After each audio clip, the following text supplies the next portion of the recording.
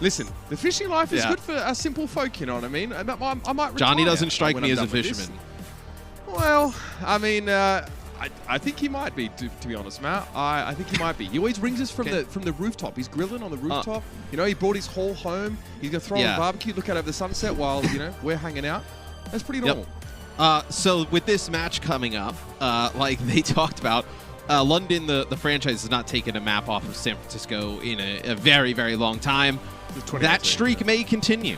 I think this is like one of the worst times to play a Shock team, like coming off of a loss. They're going to be out for blood today. And I think they definitely learned some of the stuff that was throwing them off yesterday. I thought the Gladiators were phenomenal with their Sombra looks. We can take a look at the London Spitfire roster here to kick things off.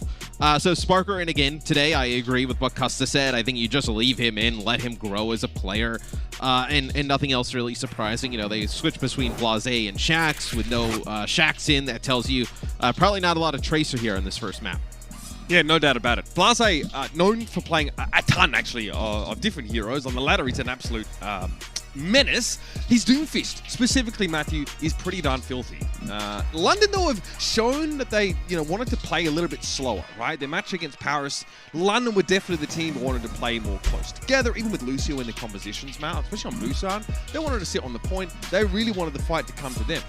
Their opponents in this series, who are the San Francisco Shock, Matt, are the same. I mean, they played McCree and Torbjorn in so many setups. You know what I mean? They really wanted the enemy to die. So, listen, I don't think Arts is not playing in this first map. So, no. I think initially we might see some leaning over towards Nero's Torb at some point in the series. And you don't know exactly why they played that a lot yesterday. I think it's a pretty good counter for what the Gladiators were throwing out, right? Winston-based composition with a Sombra, but like how Johnny talked about, it's not exactly like a composition that wants to dive. You can play a little bit slower. You can poke a bit. Playing like the Reinhardt-based with, they played it with a McCree in Torb. They played it with a Reaper in Torb. Right. That wants to take advantage of the longer fights. So we'll see what they come out with today. With this lineup, leads you to believe that they're going to play some Reinhardt-based stuff. So maybe the Reinhardt with the Torbjorn and the McCree yet again. Yeah, so two distinct looks that we got from San Francisco yesterday, Matt. And they kind of stuck with the super look on some maps that we really didn't expect them to. The maps they won, I believe. The maps they won, I believe, that except was that the map ones 5. Yeah, well, no, Super didn't. Or rather, he was out for the map 5. So the maps that they ended up winning, I believe, were the if I remember correctly, it was like no, he King's played Row Lijiang Tower. Yes, that's right. But Super also played Lijiang Tower for the last map. I think they made a sub. I believe they actually brought Smurf back in, but that just maybe me. I bet you.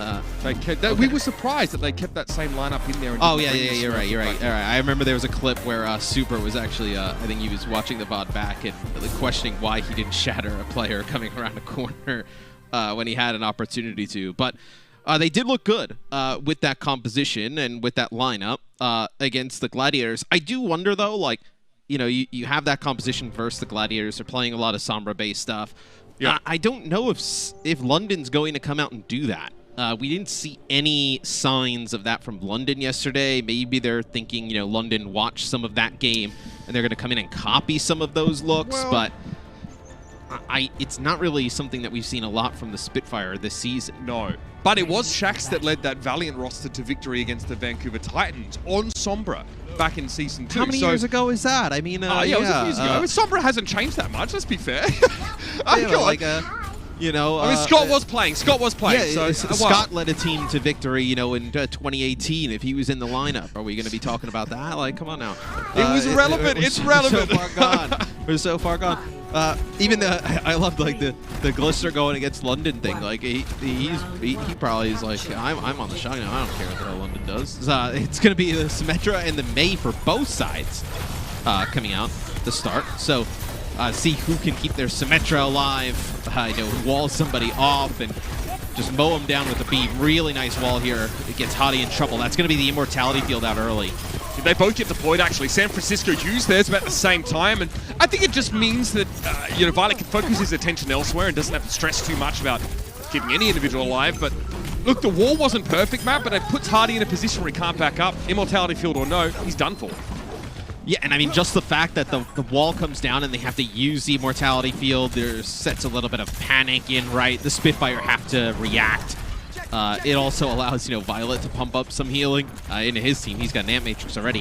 And then Sparker's going to go over and play McCree. So try and get some more damage on the shield at range, allow them to get some space a bit easier. Yeah, it means he doesn't have to play too close to Super's barrier to, to have impact. Obviously, Symmetra wants to do that, to keep charged up, get that free reload. Sparker has a bit of flexibility. Maybe he can play individually to some degree. With control of the point, though, like you can play angles here for the shock and just juggle it so you don't have Super shield just kind of up the entire time. That's actually a teleporter that Super takes to get out of harm's way. That's put up in the front there by Glisser. Yeah, Violet evidently not quick enough getting away there. So San Francisco try and get cute with the TP play. Glisser's close to an ultimate here, but the Spitfire actually make that quick play. They get aggressive. We talked yesterday about them wanting to, be the reactive team. This time they know they have to take the initiative. And that's a really good fight for London. It looked like the shock, they got out of like a sticky situation. Violet ends up dropping here. He ended up using the Ant Matrix at the beginning of that fight. And now you may be able to start rolling now if you're the London Spitfire. And the shock, probably a question, do we stay on this Symmetra? You have the ultimate. You can split off the point with it. Maybe that's something they value. So shock did get 51% on the point, though. It's healthy indeed. Super obviously needs to be aware of May Wall, but he just charges forward. He says, no, I'm just going to push this. The Shatter comes in where there's a Symmetra wall in play, and Sparker's Deadeye is unlikely to find much value until that wall's gone. The Shock, though, had enough time to back away. Here's a Shatter from Super. That's a big flanking Shatter, and it has to be a sound barrier for the Spitfire. Blaze's Blizzard is eaten. Yeah, you're going to have an Ant Matrix here for Violet as well, as Self-Destruct comes out just to get a new mech, as London's actually going to get up and get very close to the percentage of the Shock. They step off the point for a second, but they're going to be able to recontest here. They end up picking up 2. Super, they're still alive. Molf goes a little too far by the looks of things and is caught out by the 4 remaining players of San Francisco. The Shock still have 2 healers to work with, so Super's being kept vital pretty comfortably. There's a Spitfire. Aren't in as good a position. They have to back away. Has to be in a mortality field here for Hardy, and he still falls to the fire strike from Super. A really good May walls, though, from Nero at the start. We've seen that from him in the past, especially on the May. Able to get Hardy there at the end. You have to wait now if you're London. This is going to push it into one-fight territory, and good ultimates online for the Shock. Shatter, you'll have an Ant Matrix rather quickly, and a Blizzard coming up. San Francisco now, they bide their time. It's the Spitfire that must come forward. Look at that wall. Super Shatter goes straight into it, though. In fairness, it shoots Hardy up in the air, and he tries to Shatter, gets taken down before he has a chance to get any value. He'd be frustrated with that. Violet sitting in the back here with his own amplification matrix and multi. I mean, he has to try and keep that defense matrix in play. Eventually, his mech is removed, and Blaze won't be able to escape from the double freeze of Blizzard and Nero's endothermic blaster. Kellex heads down the well, and there's no point getting Lassie for this one. He's not going to make it back. 100-48 for San Francisco. In some good shatters from Super there on the first point, some odd ones from Hadi. He gets boosted up, not able to get one there. And then previously, towards like the beginning of the round, I mean, Super he did shatter the May wall. Let's be clear, he shattered Nero. Yeah. But I mean, 2 out of his 3 were good. Okay. Hadi shattered into the Symmetra barrier where you got nothing. Then at the end where you got nothing. I mean, at least you were able. Super gets that shatter. Sound barrier comes out. You're able to use the sound barrier for the shock a little bit later and keep that shield going. At least you benefited from the ultimate. For London, you really didn't get much of anything with that Earth Shatter all game. Spitfire will still have the Reinhardt in play, and Hardy will have an opportunity to redeem himself. Teleporter play for the Spitfire. The Shock hold their TP. We'll see what they try and do here. It's high ground taken by the Spitfire early on. Blase knows if they come up the stairs, it's a May wall to try and catch someone out. It looks like the Shock know that as well. So it looks like they're going to concede high ground. Yeah. He went up there, him and FD God, just going to try and knock people around, try and get them off the high ground. And that'll be Blase and crew dropping, so not going to play from the high ground. Maywall split them up. It's a pretty good Maywall there for Nero. That was a defensive Maywall, though, from Blase. By the looks of things, Nero was safe in his ice block, Cocoon. Still no early kills yet, but that is a barrier for Super that's been destroyed, as she heard. He needs to be careful now. Air Matrix from the backline from Violet, though. Can he get some damage into this one? Sparker has been frozen briefly, but there's an Immortality Field in play from Reaper. Keeps him alive. Hardy, though, not nearly as lucky. Ice Block again for Nero to keep him alive, and Choi almost has his mech back, but Kellex removes him before he can clamber back into the cockpit. The wall comes down for Sparker. He'll play this right-hand side. He's just working Super Shield down and again and again. Here's a shock wall, Matt. Yeah, and this should push London back and off of the point as Hadi comes back at the final minute. They're going to get super, and that's going to be sound barrier from both sides. So London can definitely turn this. Violet there's going to get punished. Sound barrier again on both sides. But the shock captured the point amidst that jostling they were able to get. So a bit of a stall here. The San Francisco Shock are more than happy to accrue some free percentage. And the Spitfire spend heavily as well to try and retake. It's Maywall here might catch super as he turns, wonders why he can't back up. But now some key ultimates online for London. So London can now play from the high ground. They can just drop players. They can test. They have a lot of different options here, especially with this Amp Matrix. So got the Amp Matrix from Ripper, another one from Violet as he builds these up really quick. Amp Matrix there, Violet can't make any use of it. He's taken down instantly. He puts the wall maybe a little bit too far forward, or maybe he was setting it up for super. Either way, he gets absolutely blown up. And that's a Blizzard from Hardy, a much better one, but Super's going to be able to, well, catch him with the charge. It's a trade of kills, a Pyrrhic victory for Super, but the Shock are no closer to retaking.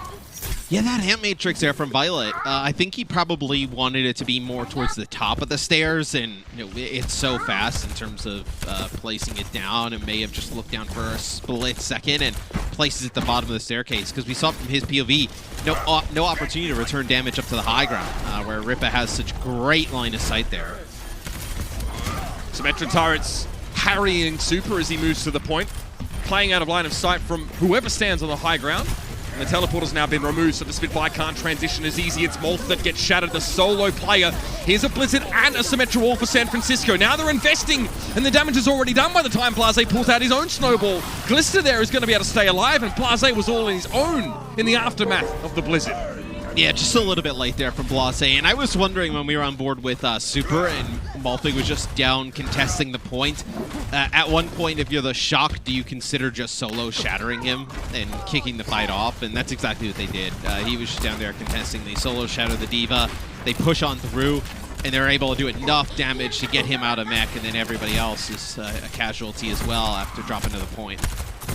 Violet has to know that Reaper probably has an amplification matrix as well. And yeah, it gets popped straight away. And look at the combo. Hardy with a fire strike through it, and FD God was instantly blown up. Frustrating for the Shock because that's the sound barrier off the table, but if they stall with this window, there's a chance for FD God to return to the fray. Most of the Shock on the forward side of that wall. Molt trying to play that off angle and harass Glister, but it's a sound barrier. FD God, what a rollout. He gets there in time, and he's back with a vengeance, Matt. Blase's down. Hardy, that shadow goes straight into yet another shield. He'll charge, get FD God. Can't get the... He does get the pin. All right, excuse me. What? Hardy's able to find Violet after the fact as well. He got both backliners on this Reinhardt. What a fearsome foe. As Violet takes the TP and ends up right in front of Hardy, but you still have Super there. I think you have Choi Oben there as well. Just contesting the point here for San Francisco towards the end. FD God will come back on, get a touch. So he may be able to stall this out a bit longer. So you're trying to get to... well, FD God can't get back on, so trying to get above 90. Don't end up making it there. You lose FD God towards the end. So London in a position to take this point. You're going to get up to like 94% about before this next fight kicks off. So you're looking last fight territory. You have an Amp Matrix, you have a Blizzard, and a Deadeye. And you can set up like the Deadeye at the high ground here with the Amp Matrix, and you're in a really good spot. They're going to have to push into this. Two Blizzards in play as well. Okay, so the Shock are able to secure overtime, just sneaking Shoikoben onto the point. He doesn't take any damage from the Amp Matrix. That's a Deadeye from Spark. A Blizzard catches Hardy. The Blizzard was the golden ticket maybe for young Charlie. The Glister's going to get frozen up as well. Nero has to go into Ice Block to stay alive, beautiful. But there it is. It's Molt for 3. Huge self-destruct, and that puts the Spitfire in a commanding position. Beautiful stuff from the underdogs here, and they even things up. Yeah, it's the Blizzard from Blase, and then the self-destruct over the top that sets that up. And what's also interesting is when Nero's Blizzard comes down, the Shock can't push up because there's an Ant Matrix in the back by the stairs, and then over to the right, let's say they tried to block the line of sight of the Ant Matrix, that's where Sparker is actually using his Deadeye. So would have had the Deadeye right around the corner with an Immortality field. So they're not able to push up, get anything for their Blizzard, and then the Blizzard self-destruct from the other side, really good.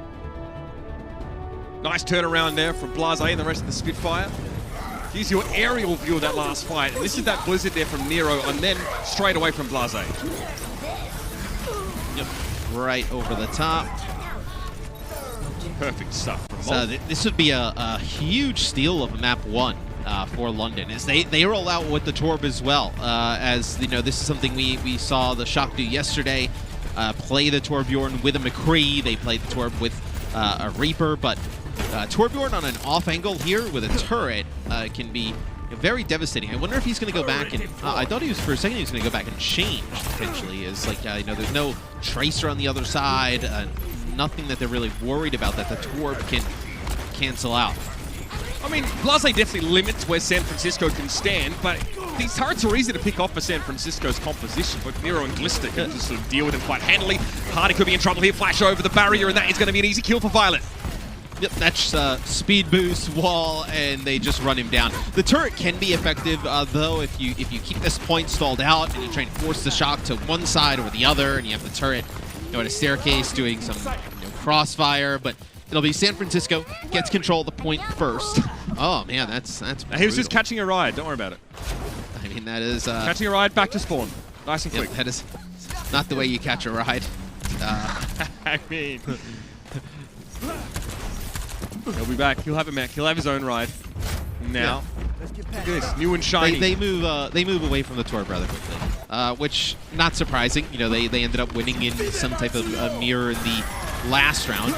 Ant Matrix comes down here for Violet May Wall, so you don't have to back up. Very deep Matrix. What on earth? Yeah, another odd one. That's like the second really odd one for Violet.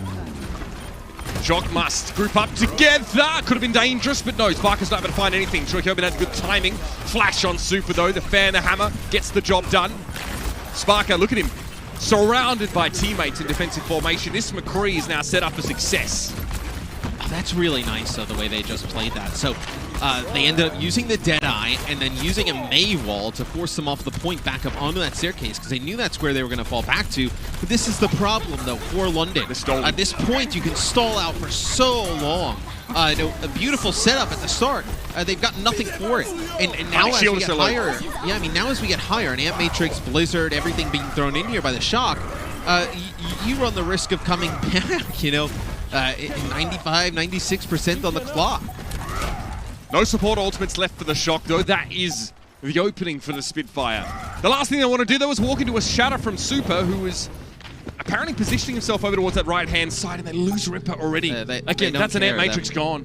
Yeah, they don't care that Mulf is back here taking the point. I mean, they're going to be able to get a kill on a support and get back to contest. They're ignoring him. They're just ignoring Mulf. Here's that sound barrier. Okay, shatter blocked. Hardy doesn't land his either. Super gets the shield up just in time, but Kellex for 3. A stunning job there as the Spitfire push in, and they don't spend too much.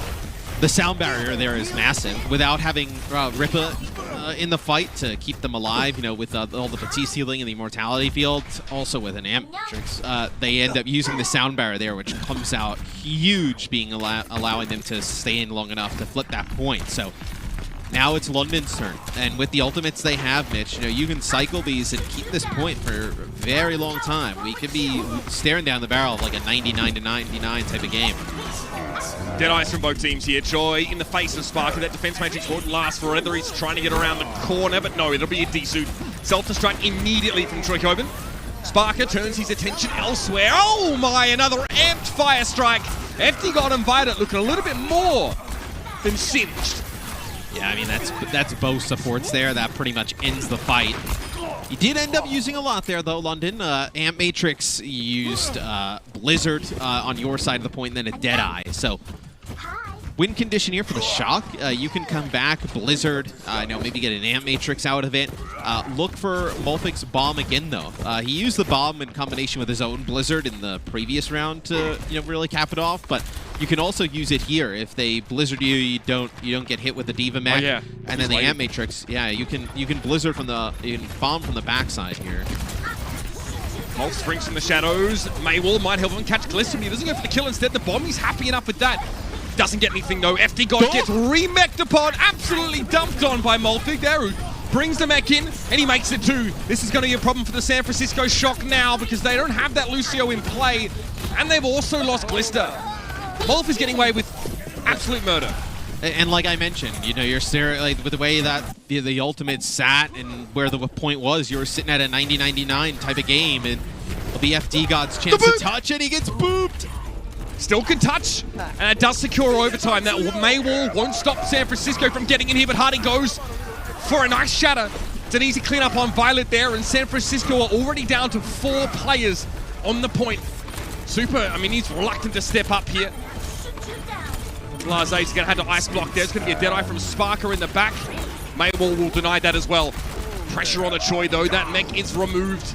And a Blizzard here from Blaze, making it a very frosty reception for the Shock if they want to try and challenge this, and Super can barely get a look in. Nero's got to step forward. He does have a Blizzard of his own, but he's essentially going to be on his own, and he never had a chance to let it go. The London Spitfire take map 1. Okay. Really finding their composure over the course of Oasis. And some people may look at this and be like, oh, well, you know, the Shock are off, like you kind of right after that. I actually think London just played that really, really well.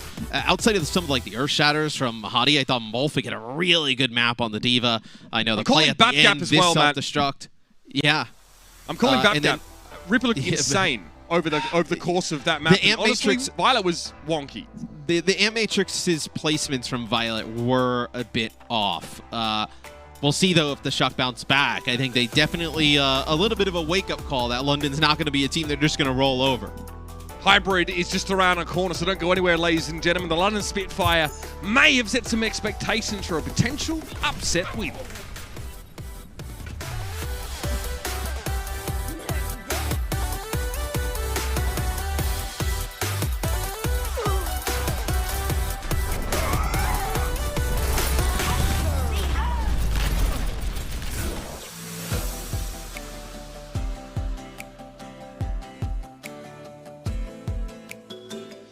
The Overwatch League is brought to you by T-Mobile, America's largest and fastest 5G network. Set your sights on the competition with T-Mobile. And by Indeed. We help people get jobs.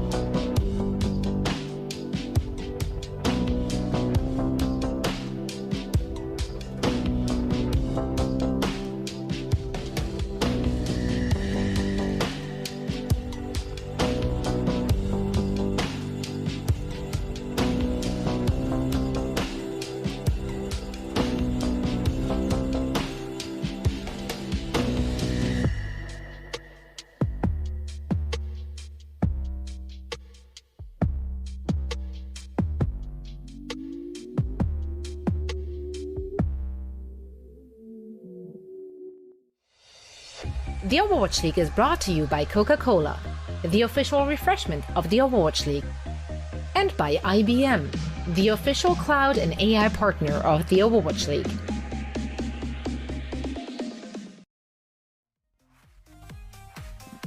In classic San Francisco style, the Shock snap up one of the most promising prospects from that Guangzhou Charge roster last year, Matt, the one that won that Summer Showdown over in the APAC region. And yeah, he's May. Definitely something that we were expecting good things from. It's a tough first map for Nero, though, is honestly blasé, just as canny. And the DPS line from the London Spitfire looked very, very good. And as you mentioned, Molf has a fantastic map. And I think, though, with these matchups in terms of the compositions that we see being run, at least there in our first map, I think we expect them to change a little bit going into hybrid. It comes down to the very small plays, you know, a Maywall here, an Amp Matrix there. I thought, like you mentioned, Violet's Amp Matrixes were placed in really weird spots. Smurf will come in, Twilight comes in. This is something that the Shock do when they want to play Winston, and then they want to play some type of like Ana Brigitte setup. So look for the Shock to be doing something completely different on this next map. Yeah, definitely looked like the time for a little bit of a change up for the Shock. Yeah, with Violet and Twilight, generally we think, okay, there's probably Brigitte here. It looks like Violet is the designated Brigitte player over FD God, who did play a little bit of that sort of in the main melee, if I'm not mistaken. But it looks like the Shock have settled on this setup, and then we're going to be heading into Eichenwald for our second map of this series. Again, I mean, a map where tons of stuff is possible. We see tons of double bubble compositions. We've seen teams go for Lucio Moira even right now in here in the Summer Showdown. Obviously, San Francisco on the receiving end of a pretty ferocious Dallas Fuel on this map not so long ago. That was quite a series, actually, between those two quite recently. And again, I'm sure they put that well and truly behind them, but the foe in front of them is maybe one that's giving the Shock more fight than they expected. And now they're ready to double down. Now they know what they're dealing with. Yeah, and I feel like what they're going to try and do here is beat the London Spitfire with speed. You don't feel like maybe you could beat them in the mirror, but with the aggression of the Winston. And I think a little bit like what Johnny was talking about earlier with his telestration, the Winston comboed with the Brigitte and an Ana in the mix here. That could be a composition that they could take advantage of. He really liked that composition. Yeah, it'll be the shotgun offense, so we won't really know just yet. London on defense. They'll come out with the same exact comp. Not going to change. It worked. Yeah, they're going to run with it again. So nothing too surprising here for the London Spitfire. I do think they can get predictable, though, a little bit. The Shock probably feel like they know what London's going to do. Considering they take map number 1, they're not going to change anything. They're not going to try and throw anything new in for this next map. Well, I mean, they don't sub in Hybrid or Shacks either, so that probably gives you an idea, as a lot of teams kind of telegraph their comps with these substitutions. You probably won't see the Violet Lucio here. We did see it against the Fuel, though. San Francisco did play Violet Lucio. And we might get to see it again here, which is definitely makes us think that at least on defense it won't be a thing. But it actually looked pretty good. I had a closer look at him. Violet wanted to play aggressive on this Lucio. Yeah, I mean, we've seen him do it in the past, especially more this season than any other. It was Nero who gets a pick to start things off. It's actually like a double bubble with a Hangzhou in the mix here for the Shock as Glister touches the point. You'll be able to move on to the point here for the Shock. We might get a recontest from London. Actually, no, it looks like they're just setting up and play probably by the gate. So this will be a really fast point take for the Shock. Yeah, some disparate engagements happening across the map, but the thing is that Chokyobin got high charge through that fight and then goes on to kill 2 more people. Sparker picks off Violet early on, and again, the Spitfire, if they can set up some kind of spawn camp scenario with this May wall, then they'll definitely go for it. Anytime they can buy here. Yeah, they opted not to recontest to play over in this area of the map where they have the gate. The gate still is not open, right, from the cart. The cart still has not progressed. So even if they lose these fights here, they're still going to have a lot of time to maybe even get back and get a contest really early. That'll be Smurf. It looked like he was trying to jump through the bridge, but gets booped off by Kellex. So already a good start here to this spawn camp from the London Spitfire. Yeah. This is quite a unique part, or a map in Overwatch, Matt, where you have to push the cart some distance before it gets animation locked, and then you have to push it again. It's not that common. This doesn't happen on many maps at all. Usually you just push it to the point, it's locked, and then you go, and you get a checkpoint. This is a good spot, though, to play this Reinhardt comp, though. Really, like, close chokes where you're going to be in position to use those Maywalls, but it's going to be Smurf with a Primal Rage, Glister with a Pulse Bomb, able to take out the remaining players on London. But look at this, you needed to use what? You need to use Dragon, Pulse Bomb, in Primal to get out of the spawn. And now the gate opens. You're going to be able to get another fight, like at the corner if you're London. Maybe if they make it through the castle with no opposition, you can take a fight even sooner. I'd be surprised if you see... Chocoman might fire off this grab, but it's pretty unlikely that you get as much value as you'd hope for with Immortality Field in play. But yeah, he's doing it. He's going to grab this corner. Now, what do you combo with this? Absolutely death. Nothing. You combo death with it, yeah. Well, it's Sparkrow actually gets one coming in right after the grab comes off, and then Blase drops the Blizzard, and they drop an Immortality Field, so you're not really able to get any kills out of that. Nero's still causing problems, though. Playing like a 1v5 there as he gets bubbled, but not able to make it out, so you'll have to wait a little bit longer here. I hate the grab and no follow-up from San Francisco. I hate it so much. I mean, especially like look how fast they got the Dragon now. Like it was really just like 10-15 seconds later they got a Dragon. That's a nano boost here used on the Smurf. Glister will take out one. So Smurf, oh, beautiful way to just dodge the shatter. The mechanics on this guy is absolutely out of control. Jacobin gets some free shield charge from the self-destruct, and Reaper is not going to be able to get away. Smurf is putting on a little bit of a show right now for us. That is just an elite level Winston play. Blase, just beam me up, Scotty. Yeah, they keep the cart stopped for just a little bit longer, right? 2 minutes and 46 seconds. This isn't the fastest time, as the shock did end up getting stalled out a little bit. So see maybe a Deadeye Amp Matrix coming out here, trying to get up to the high ground. This is the Deadeye, trying to buy themselves some space, trying to get up towards this castle. Sparko playing safely in that corner there. Here comes Glister with the Pulse Bomb, and nothing he could do to get away from that one. The follow-up is good. Ripper takes some AoE damage, and Smurf finishes the job. Hardy is surrounded on all sides. Desperately is Kellex trying to keep that main tank alive, but it is a fool's errand at this stage. The damage already done with Glister's incisive Pulse Bomb. And this is not the type of game that London would say, okay, we're going to opt into a mirror and match this. They do not want to play the shock in a Winston-based dive. They need to kind of find something else that works. Rippa moves away from the Batiste and goes to Moira. So extra healing, obviously. Able to build up the Coalescence rather quickly. The Fade to be able to get away from like a Smurf in the back line. That's a Blase Blizzard, which just creates some space. Doesn't They'll get do Smurf, much. potentially. Yeah, they get Smurf. It's traded. Okay, if they catch Hardy, this could be a problem. A grenade from Twilight would be devastating here, but the Dragon is there to combo with the Graviton Surge. Hardy actually ends up falling to the Pulse Bomb, so San Francisco use a lot in this fight, so they expect a lot. And they get the win they wanted, and this will give time for Smurf to rejoin on Ryan of all heroes. Yeah, and you feel like you make it around that corner, this corner coming up. You can close the game out. Doom Reaper here for London, as they have a Coalescence and Sound Barrier coming out of the spawn. I've been waiting for the Blase Doomfist, Matt. I've been talking it up. It's a compromising situation to have to make the switch, but that's a cheeky little rollout. Puts him within striking distance of the Hangzhou, but he's staved off by Glister. Earthshatter from Hardy doesn't really slow the shock down at all, and Smurf pings him against the wall. He'll have a shatter of his own. Smurf just switched to Ryan, by the way, so he's built this awfully quick, and he knows there's no shielding right now for London. He knows he can let this shatter go whenever he wants, and he'll get value from it. And that was Blase. He was trying to uppercut, I think, but still gets caught by the shatter. Sparker has no help whatsoever, and San Francisco, they look a cut above right now. Yeah, that's a good time. Once we got towards the end of the map, there was no defense there for London. I do question some of the compositions they went to, like bringing out the Doom against the Zarya Tracer. It's Doom Reaper in the last phase, right? Yeah, they went Doom Reaper.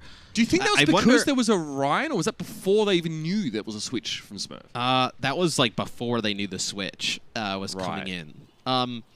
Maybe they could have played with that Torbjorn like we saw the other day. Maybe they could have played some kind of Sombra-based stuff. But like we said, like we don't really see that from London. That's not... And they're not going to play a Winston-based composition with a Sombra. They'd rather play the Reinhardt-based stuff. So we'll see what they come out play here on their offense. Defense here for San Francisco.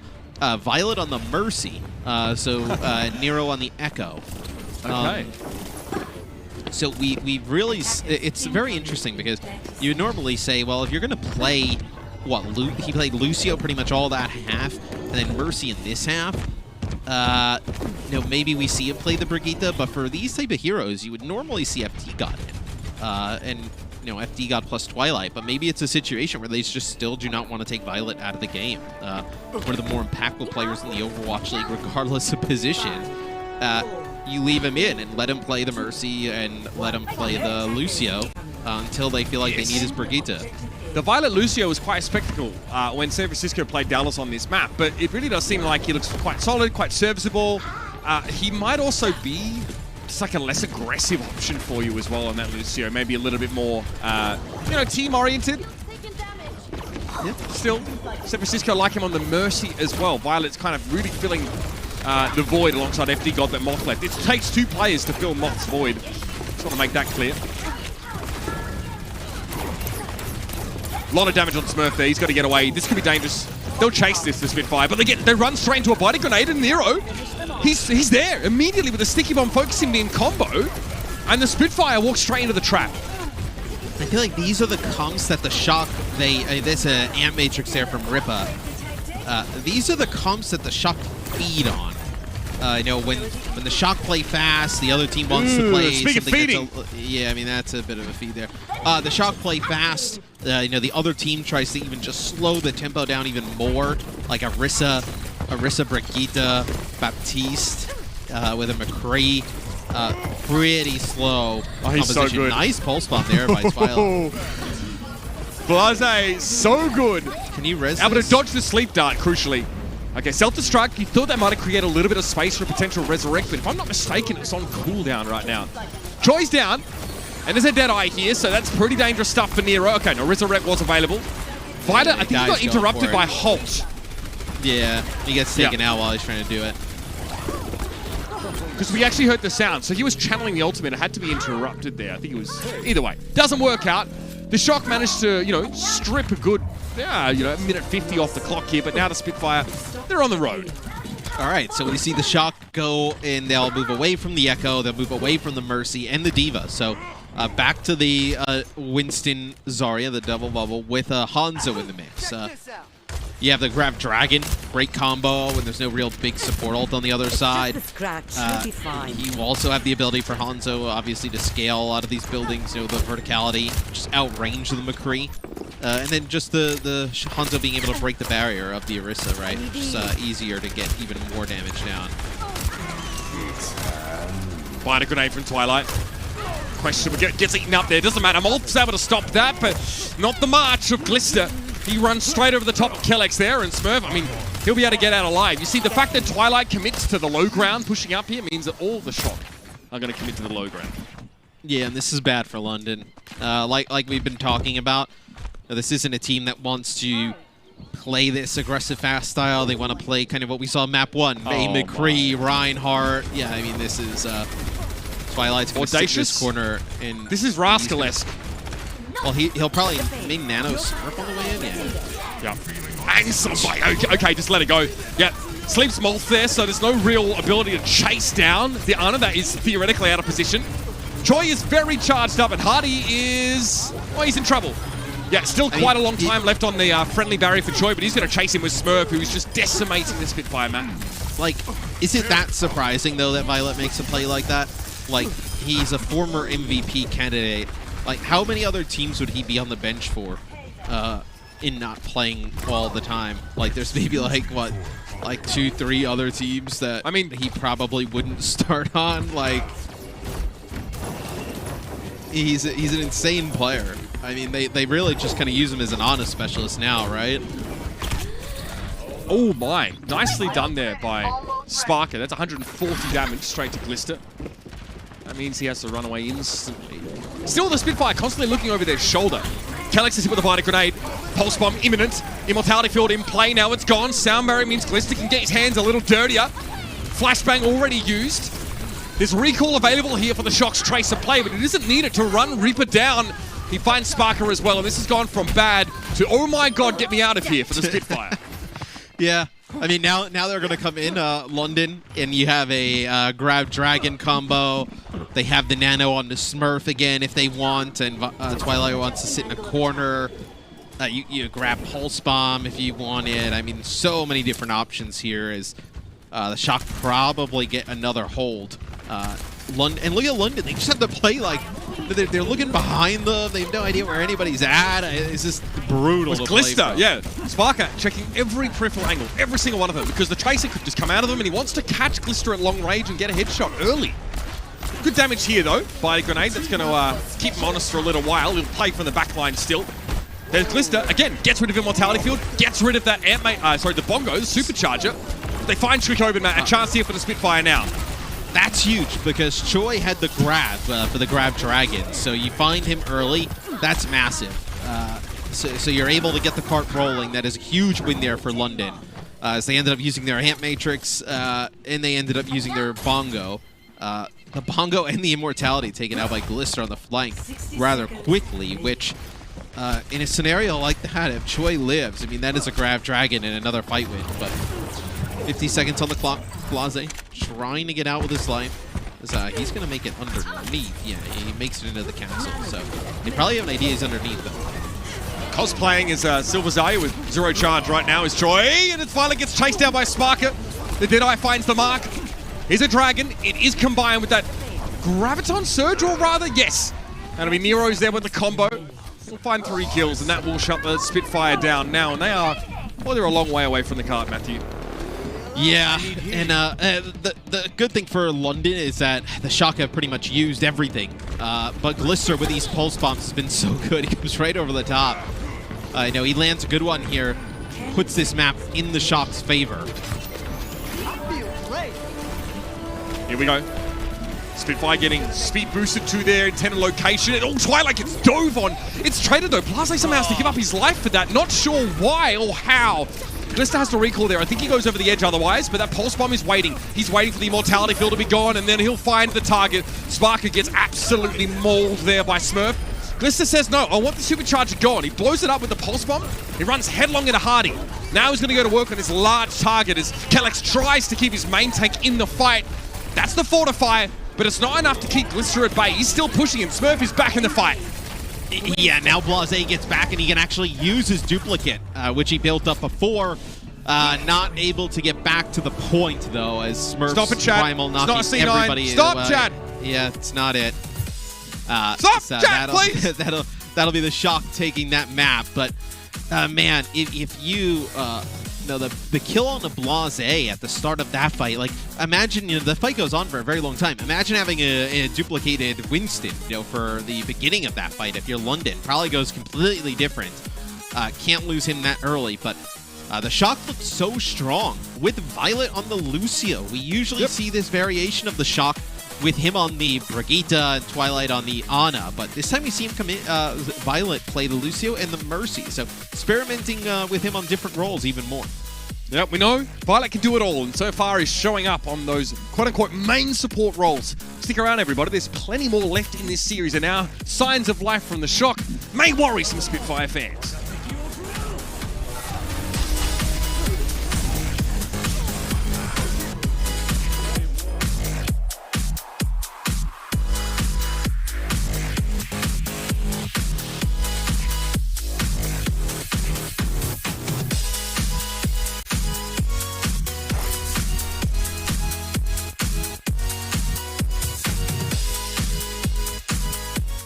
The Overwatch League is brought to you by T-Mobile, America's largest and fastest 5G network.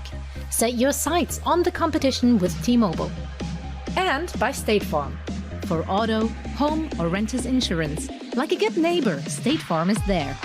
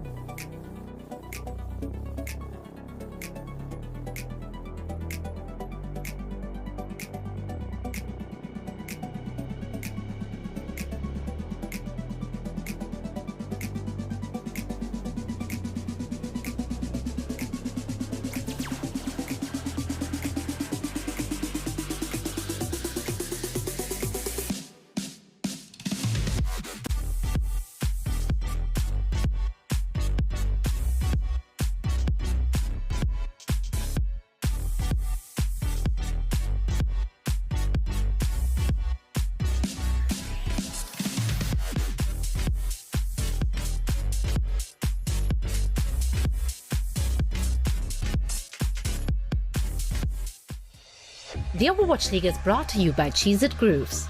So much flavor, it's a mind crunch. TeamSpeak, the official voice supplier of the Overwatch League. And by NetApp, the official data management partner of the Overwatch League. That's right, summer is well and truly upon us. I can tell that because I'm sat in a garage with absolutely zero air conditioning or filtration. I can tell you that firsthand. You're sweaty already, yeah. That's gross. Oh yeah. We've loved though getting to see some of your awesome artistic creations this season on the Fan Art Gallery by Coca-Cola. For the Summer Showdown, submit your summer-themed art celebrating Overwatch League in Coca-Cola for a chance to be featured. Submit your art at overwatchleague.com/art-gallery. Here's a graphic that actually has a URL on it. There you go. Head over there. We've already seen some great submissions. I love the Aloha from the desk one. That one's really cute. Congrats whoever did that one. Somehow, Carl, Matt, still seems to be making an appearance. I reckon he's got the most appearances out of any of the art pieces. I mean, he's just popping off. I mean, we remove him all the time, but the chat just goes absolutely mad. Winston Power Rankings here, presented by IBM. Smurf's number 3. Smurf won't be in this next map, but we just saw him on Eichenwald.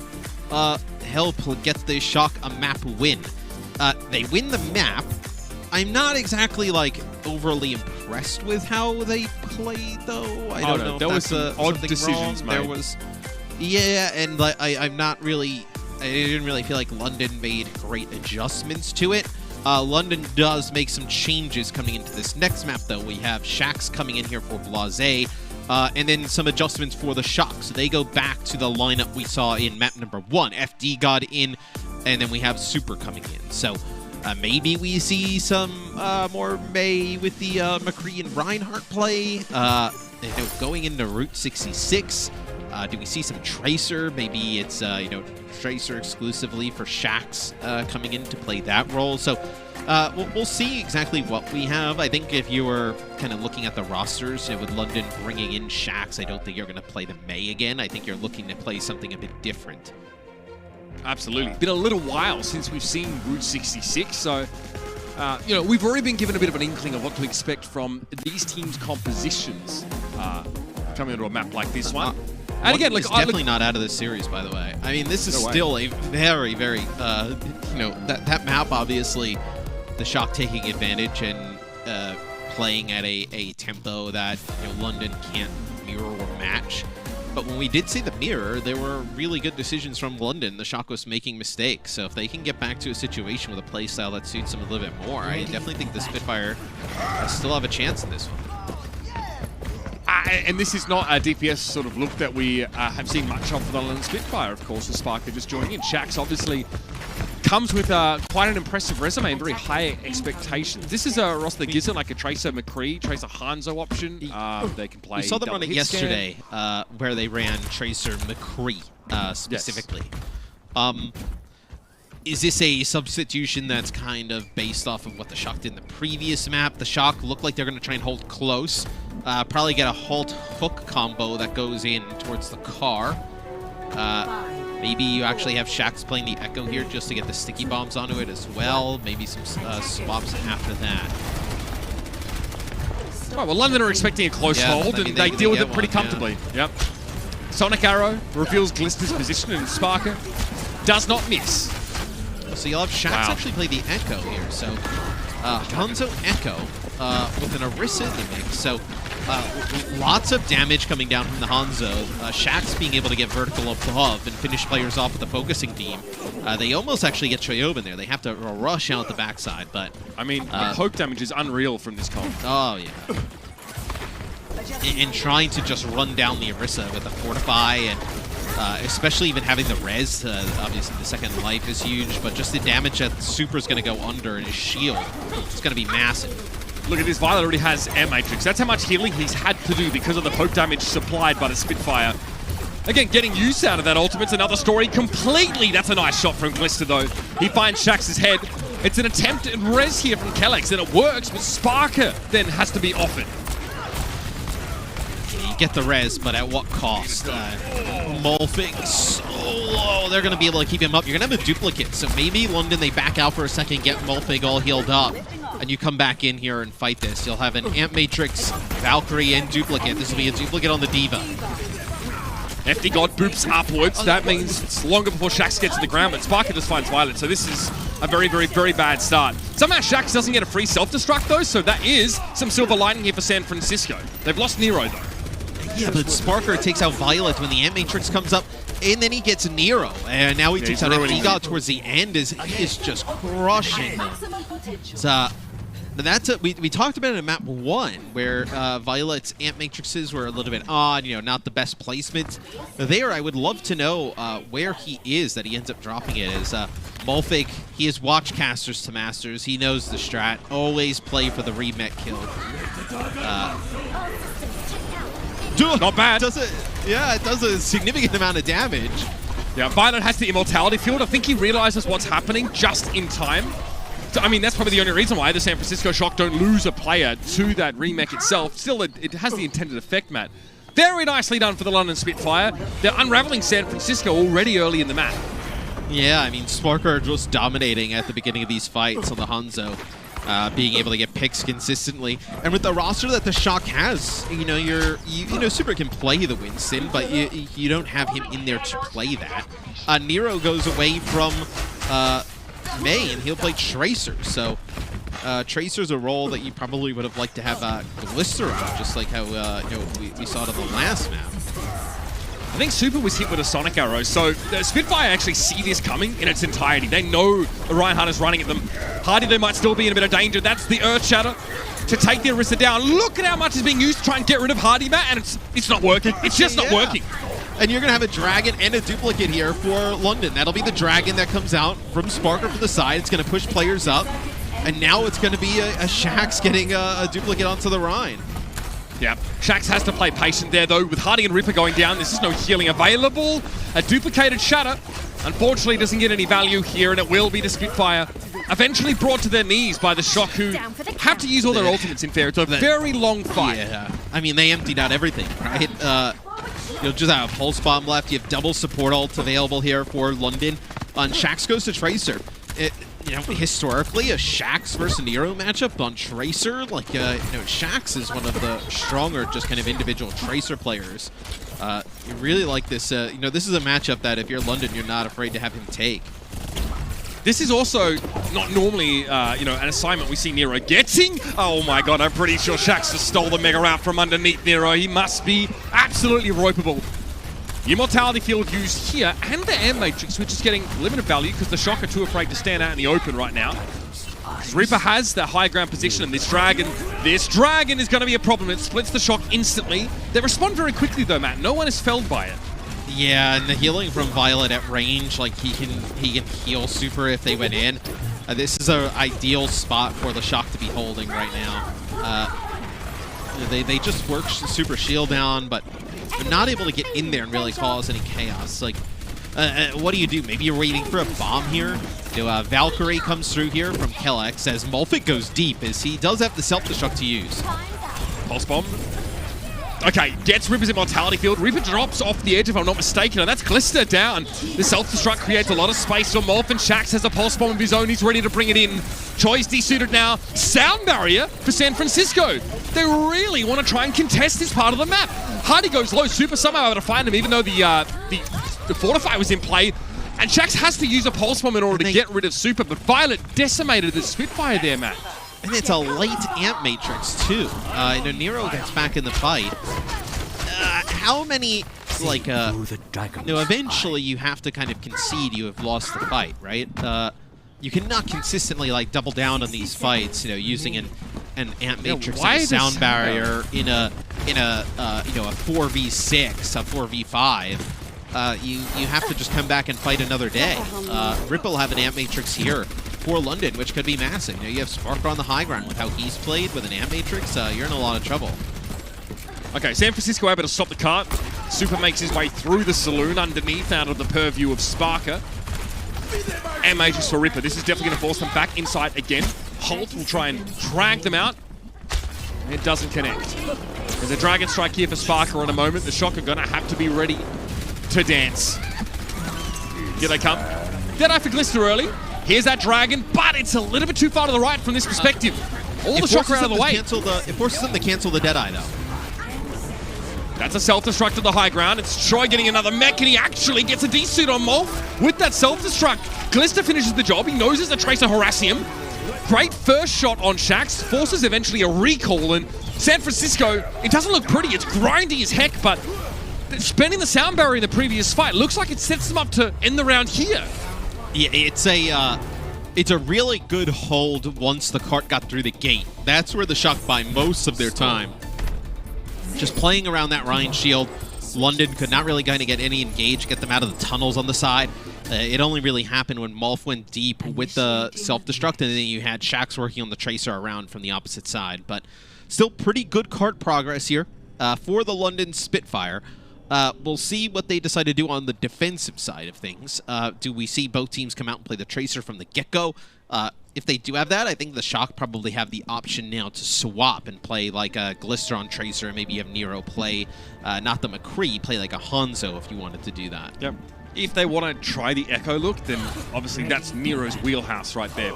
You kind of called it here, Matt, if we see the McCree Hangzhou set up. For the Spitfire, though, no big changes.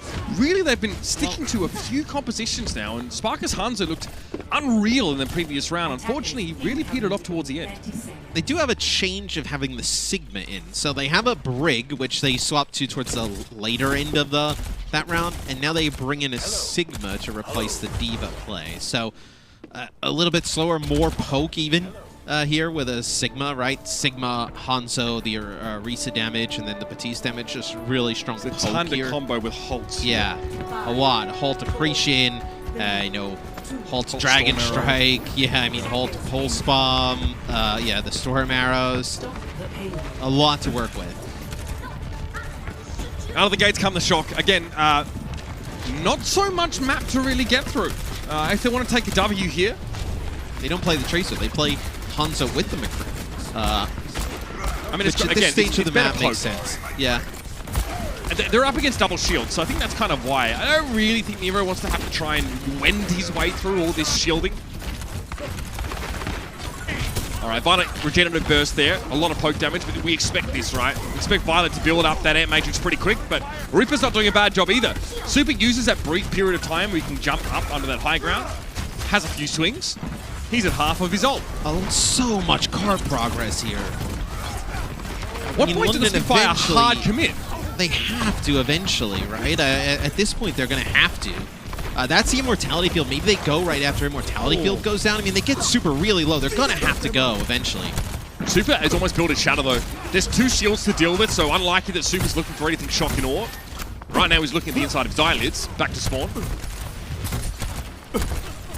So Spitfire don't have to hard commit. Sparker really sets it up by forcing Super to hide inside Big Earls. Oh, and I mean, now they can, I think the benefit here is that you don't have the cart to use is a little bit of an extra shield. Like, maybe the Shock have to take that lower tunnel and play directly to the cart, try and get under Big Earls, because you play on the outside of it, it's going to be tough. Shield's just going to get blown up, as it looks like they're actually going to take the high tunnel to wrap around. This is spotted, though. Sonic Arrow here, spotted. Oh, no. Yeah, at least the 1 kill. Shaq's finding Violet there. Violet was not inside his own Immortality Field, man. Not sure what happened there. He deploys it. He keeps his team safe, but not himself. Maybe he just tried to get away from, like, teammates or something there. Because now if they try and go through this again, it gets spotted with a Sonic. You have Gravitic Flux if you want. I mean, that's going to be the dragon that goes straight through. That's again, Immortality Field yet again. Yep, Right, but you don't have sound barrier, though. You don't have sound barrier, though, for this Flux. Yeah. Yep, Yeah, and you don't have Violet anyway, even if he had the ability. Glister, I mean, Nerves of Steel to hold that Deadeye there, man, but this poke's a problem. Now the Shock are resorting to try and sneak the card across the line, and that obviously isn't going to work. And I think the Shock actually probably win this poke. When they were playing the poke, they probably win that if there's no Sigma in the mix, right? Sigma provides the extra shield, you know, consistent damage, right? Doesn't have to reload. Just kind of, yeah. Well, this tells you they're going to try and TP, use Beat in the Shatter, and try and get right on top of London. London's going to have a rally for this, though. So this reminds me of Spitfire looking really good to take this, yeah. All right, there it is. Sound barrier is there. Rally in play for Kellex. Oh, Super. Wow, played that really well, but there's a Pulse Bomb in play still. Violet had the Immortality Field, but it's taken down by Shax's Pulse Bomb, and he finishes the job after the fact. There's a Supercharger in play. Troy Kerman's desuited on the cart, and the Shock. I'll put it straight. They're running out of time. I mean, you're going to win that every time. Like, if you take out the Batiste for the Shock, right, after Sound Barrier is used, and you have Brig Batiste still alive with a Supercharger, there's no chance you're going to lose that fight if you're London. London with an Ant Matrix here, they're going to have a Gravitic Flux. They are in a great position to take a 2-1 lead in this series. Okay, this time it's to the low ground. The Shock is going to move the cart, set up the turrets on the cart to make it pretty, lethal for Hardy to peek his head over the edge, and it's Choi that finds it with the micro rockets. Here's the opening for San Francisco now. Ant Matrix is in play. Kellex tries to move to the cart, and Super whiffs that shatter entirely. Gravitic Flux, that could be a problem, but Violet finds 2 headshot kills, no less. Violet again living the life of the DPS player on the Batiste, and Molf gets burnt down. Glister on the sim, make sure he's laid low, and this man is an absolute dynamo. It's the kill onto Hardy. When you lose the survivability, I mean, how many times have we watched where the Orisa was so difficult to take down? Once they get him out of the equation, it's a completely different ball game there, where the London Spitfire not able to get back on. They're going to play, are they going to play ball Orisa, we saw them do this in a stall the other day. They ran this at the end of a game. Nothing like a bit of EU contenders, Matt. And they stayed on it for a very long time. Troy back in the mech there. Violet low. Sparker accosting him on the high ground. Safer positioning for Violet here with a TP. He can obviously reposition. He does. Back to the cart now. Gives them a mobile staging ground on that high ground if they need to move. Is this only going to be like one fight? Bomb. Big bomb. That's great. No immortality field available. Violet used it just beforehand. There's still 90 seconds of San Francisco here, and they'd be advised not to use any of these ultimates. Simwall in play next fight. This is where, you know, these are the type of moments where you miss, you know, having a player like a striker, right, who can take this Tracer head-to-head. You know, Glister, you know, you can have Nero switch to it, but like we mentioned, you know, he's not that, like, Tracer specialist, like somebody even like a Glister, right? He can play the Tracer to high level, but you're going to have Rally, Ant Matrix here. This is a potential, like, final fight best chance for San Francisco. Sparker doesn't have much of a vantage point, just that small corner of the roof that he can actually fire from. Celta truck comes over the top, and that's going to make it hard to get used out of the Ant Matrix, and Sparker just Geronimo's off the edge. He still gets caught in the blast, and Troy's got more work to do. He's lined up Reaper very quickly. Kellex responds, comes to the rescue of the Batiste, but he can't save him against the earth moving under his feet, apparently. The shatter from Super finds the mark, and now Choi harassing Kellex. He'll dive straight in here as Hardy also falls. Violet is still in play. The Batiste against the Brig. That's the only healers in the fight presently, but Shax can make a difference. Blizzard on the cart though. Kellex dives just back in just the right time here. There's 15 seconds left for the Spitfire. Brawl it out, Matt. Unreal. Sparker comes from the high ground. He's able to get two, and then Shax, they never dealt with the Tracer. He lived for so long. As Choi's behind, they know he's there. Sparker's going to take him out. Oh, this could be a huge hold for London. Super adaptive shielding lets him touch, but that's all. Shax has already found his way to the back line and got rid of Violet. FD God, he falls to a similar fate. The San Francisco Shock look okay, but as the London Spitfire back on the respawn from the high ground, they take control and they take Route 66. The Shock do not look okay. I mean, this is London. You know, when they make these adjustments, they are able to hang. I think really Eichenwald, they were never able to pivot off of that comp to something else. When you see they're able to do it, that's when they're able to hang with the San Francisco Shock. As a lot of questions, you know, whether the Shock come back and win this series or not, there's going to be a ton of questions about San Francisco. London has played phenomenal today. You know, we talked about, I think they mentioned on the pregame, right? London had not won a map against San Francisco since 2018. They've taken two already today. One more to potentially win the set. That's it. We're not thinking about maps anymore. It's matches. The London Spitfire get to aim a little bit higher. 2-1. Match point secured. Stick around, everybody. This one could end with a bang.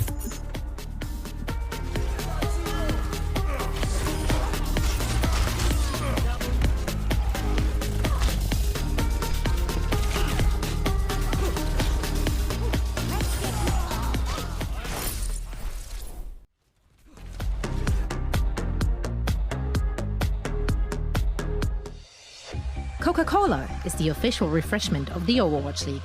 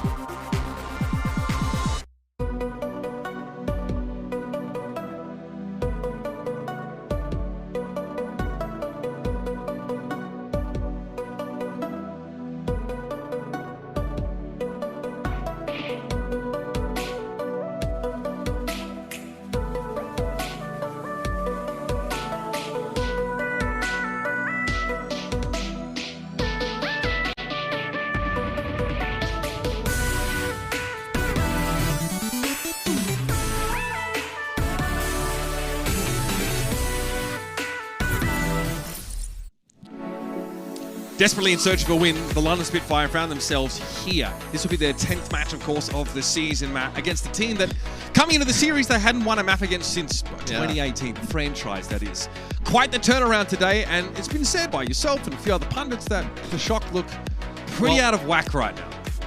And these are the matches that you absolutely need to win for the Shock, considering how strong the rest of the league is. Like, no disrespect to London, but like you expect teams like the Outlaws and the Gladiators to be able to beat them, and you know, the Dallas Fuel teams at the top. You know, to keep pace with the rest of the league, you need to win games like this, and they do not. The Shock today do not look equipped to win a game in the way it is. Some really questionable plays.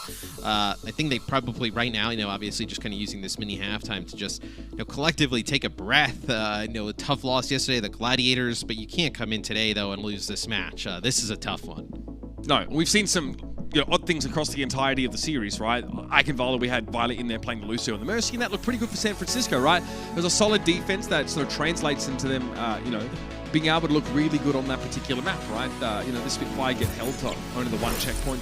Route 66, though, completely different story. London, I mean, they make a lot of work happen with that high ground control. Molfik plays a bit of Sigma earlier on here, but his Diva has been incredible, right? We talked up a lot of those self-destruct kills, but again, really he's been in the thick of things to a great degree.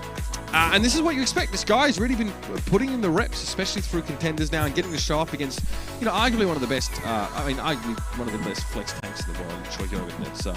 It's quite an accolade, quite a feather in the cap. Oh, absolutely. Blase in for Shax. Shax came in, played a very strong Tracer there. And then the Shock goes back to the team that we saw on Eichenwald. So, Super Outsmurf in Twilight in here for FD God. The map is Temple of Anubis coming up. So, you can definitely play the Winston, you know, on compositions on Temple of Anubis. Maybe we see Violet play the Lucio yet again. For London, bringing in Blase gives them some options, right? You can play him on Doom, you can play him on even like the Tracer, the Hangzhou, other different types of things.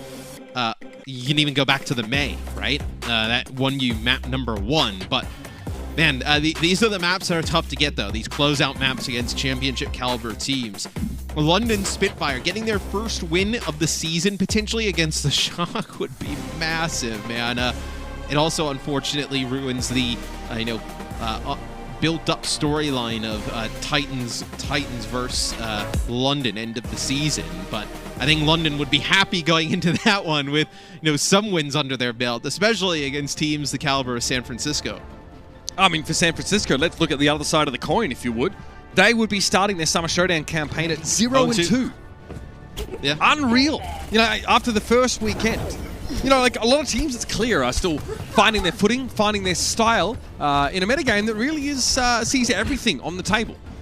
San Francisco here, I mean, we've seen a lot of Nero during the June Joust on the Echo. Great look for him, winning a lot of the sort of Echo versus Echo scenarios that tend to occur in the periphery of the fights that, you know, featured in the Lucio and Moira meta. So that looks good for him. We haven't seen him on the Echo at all this series, so maybe the Shock going back to the drawing board a little bit here. It'll be Violet on the Mercy. Out of the gates of London Spitfire, Hardy definitely seems that he's preferred to play the Orisa over the Winston whenever possible. This time seems no exception. Yeah, they do not want to play Winston. That is something that we have definitely seen from the London Spitfire in their match yesterday, and then obviously in the match here today. They want to play the Reinhardt, they want to play Orisa, even if they got to play a Wrecking Ball with it to kind of aid their Tracer. On offense, they'll play an Echo of their own. No Mercy, so they'll play the Baptiste with the Brigitte with the Echo. Wow, Smurf takes a little bit more damage than he maybe expected, but it's still going to be healed up. Peeks his head in there for a moment. Remember, this is an Ana variant of this composition, so the old cycling between Nano and Primal Rage is still going to be a factor. Again, the poke damage is unreal for the London Spitfire. Look at them slowly approaching. They take this high ground position, man. Right, and eventually there has to be a decision from San Francisco when to engage, but when players like Nero are very low, now you got to get Glisser all healed up. Oh, look at this, they get a DMEC on a Choi. This looks awful. The Shock just don't have a chance to really recover from all the front-loaded damage that the Spitfire brought to this fight. Yeah, I mean, they're getting rolled. Yeah, this is bad. So now they're just going to kind of push on in, push them into the back corner. Still kind of hunting for Glister here, but yeah, this is going to be the London Spitfire able to take it. And the Shock do not have two easy games coming up. They play the Paris Eternal, who we've seen some nice things from, and then they play the Houston Outlaws. So, oh my gosh. Summer Showdown could be quite rough for San Francisco, as Glister is stuck in a very tough spot. Spark is looking for him too. Right, and I think he's going to, like, you have those fast defense spawns. I think you're going to be outside of the window of that now, right? Where, yes, I know at the point kind of goes from one to the other. You have a little bit of a faster window to spawn. I think you're way out of that now.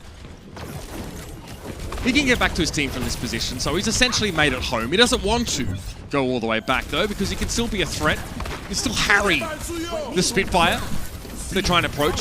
So there's an air matrix that'll definitely force the Shock out of line of sight. Smurf drops in briefly. He has a nano boost, so Smurf's also hoping to get some value and build that primal. Oh dear. Just as the damage reduction wears off, he takes a faceful. But if London decides to go, like, what is again, now Glister in the fight, I was going to say, like, what is Glister actually providing? So Nero with a duplicate, he goes in now, they get a fight win here. So San Francisco, they get aggressive behind the duplicated D.Va, and Nero will be able to get some kills during that, a bomb at the end. So Primal Rage here for the Shock, but look at London. They don't invest anything in these fights. Sparker now goes over to Tracer, gives up the Deadeye. And he'll decide to take the Tracer battle against Glister. And you're going to have a duplicate. You're going to have your Supercharger. So this is probably one of the better attempts that London's going to have to break into the point. Sparker absolutely looking for him now. Wants to be able to chase Glister around a little bit. Fancies the matchup. I love that, though. I mean, he makes his debut yesterday. Plays good there, comes in today against the San Francisco Shock two-time champion. Is willing to take the Tracer matchup against Glister and hunt him down. No fear at all. Nice eat there from Molfig. He knew it too. He knew the Supercharger comes down, and Glister was licking his lips saying, I can actually get the Bongo and a bunch of damage on the Orisa. Nicely done, but still the rest of San Francisco able to stand up. Glister eventually running over Sparker. He also fancies the matchup himself. So this is starting to look like Eichenwald. Where this is very reminiscent to how the Shock played on Eichenwald, the same exact roster, and just upping the tempo to a point where London, their composition can't respond. London didn't really make an adjustment on Eichenwald. We'll see if they decide to here, and you don't expect that adjustment for them to come out and play a Winston-based composition. Maybe you can bring in the Ryan Lucio, get to the point. What is Ryan? Ryan doesn't touch anything here. It still feels terrible. Well, I mean, you would have to like speed to the left, and you're playing like a death ball, right? You'd have to get like a Lucio and like a Moira in the mix and just try and get touches on the point. But yeah, you're still in a terrible spot. Okay, Twilight's found. He used the sleep already. He's been pocketed by Violet though, so tough job for Sparker to try and get rid of that. Now Glister, he's been given the call to come back and help. Morph's here as well. Morph's actually protecting Sparker in equal measure, but Glister circumvents the defense matrix, and it's, we call it a Luigi in my household, but a slap to the back of the head by Glister. A Luigi? Yes. I don't know where it's from. Because I believe, honestly, a commonly used sort of endearing form of discipline used by Italian families that we were friends with when we were young. Oh, okay. Yeah. But I can't be sure. That's why my mother's always called it that. That quick, that quick tap in the back of the head. I mean, you have Italian blood, you would know. Yeah, the wooden spoon. It was, you don't want grandma to get the wooden spoon out. I don't know about that. She hit me in the head with the wooden spoon. It's okay, fair enough. That explains a lot. Yeah, explains a lot how I got here. This has a pulse. Again, Molf's looking for it. It looks like Sticky Bomb's connected onto Ripper there, already taking him low. He's getting close to an air matrix. Kellex, I think he tried to shield bash away from Glister, but he couldn't escape. He got away from the rest of his team at least, so it wasn't any collateral damage from the Tracer pulse bomb, but no self-destruct kills. It was Glister falling to Blase, now a 5v5 man. Nero comes out of duplicate. Smurf has primal though. This is getting messier and messier. It's chaos. I mean, there are self-destructs all over the place. One from Molfig, one from Blase, another from Nero. A Rez comes in. Here's Nero over the top with a focusing beam.